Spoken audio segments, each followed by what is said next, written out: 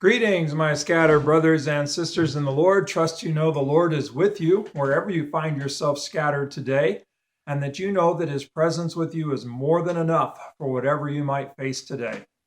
We are entering into chapter 2 of Paul's letter to the church at Philippi. Paul writes, "Therefore, if there is any encouragement in Christ, if there is any comfort in his love, if there is any fellowship with the Spirit, if there is any compassion and mercy, then make my joy complete by being like-minded, being one in love, being one in spirit and mind, having that same mindedness as one another." And he's going to go on and identify that mindedness as the mind of Christ, but we're not there yet. But have the same mind, be one in spirit and in love, and that they are to make his joy complete through this unity in which they humble themselves before each other. And they actually put each other ahead of themselves. And instead of looking to their own interests, they look to the interest of each other. They're actually more concerned about others than they are about themselves.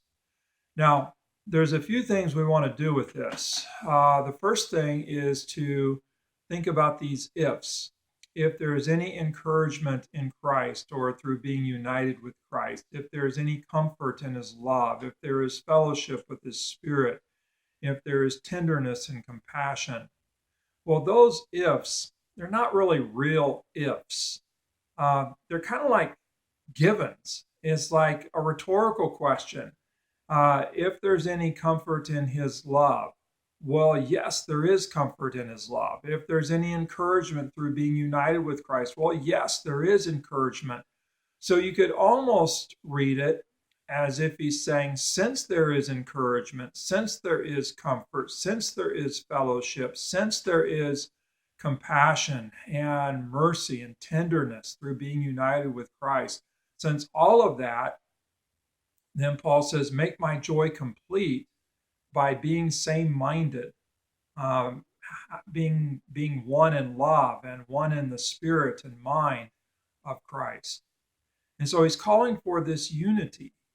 And what this unity looks like is not simply everybody agreeing with each other, although that's certainly part of unity at one level. He's not looking for unity in terms of things being done kind of uniformly. See, that was a unity that Rome knew, that you created unity by force, and everybody had to conform to the way that the person in charge wanted it, the person with all power. The unity that Paul is calling for is a unity that actually comes through humility.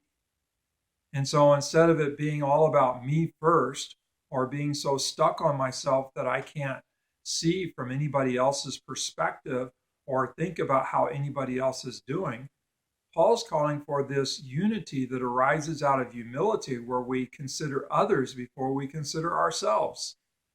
We think about their needs. We think about what's best for them. We put others ahead of self-interest.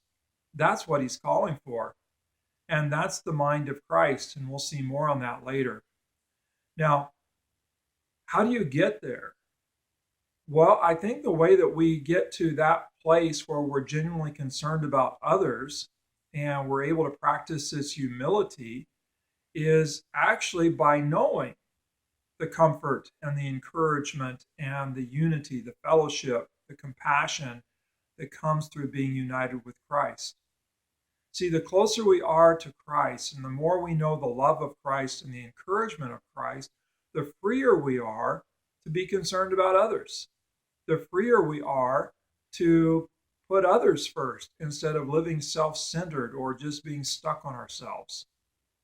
So, wherever you find yourself scattered today, my prayer for you, as well as for me, is that we would so know the encouragement that comes in Christ, the comfort of his love, the fellowship of his Spirit, that we would so know that comfort and encouragement and fellowship that we would actually be free to encourage others and to think of others first and not to be so stuck upon ourselves. So God bless.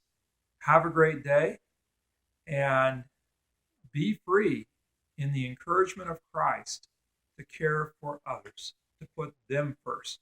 God bless.